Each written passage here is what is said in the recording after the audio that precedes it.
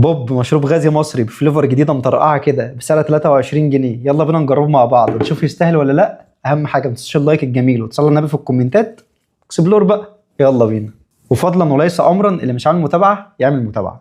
بوب بالبرتقال والكريم، مش عارف ايه ده بس يلا بينا.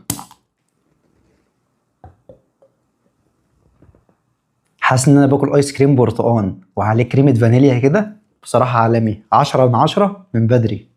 بوب بطعم الليمون والتوت. بوم.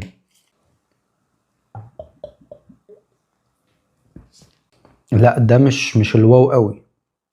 حاسه عادي كده، هو طعم التوت فيه والليمون نوعا ما كويس بس مش اعلى حاجه. فبصراحه يعني ده ياخد 7 من 10. بوب فانيليا وكولا. بوم. اوه، ايه الجمدان ده. طعم الكولا مع الفانيليا عامل ميكس رهيب.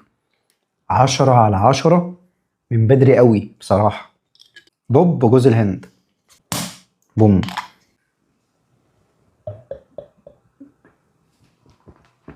بصراحة جوز الهند هنا حاجة بريميوم قوي.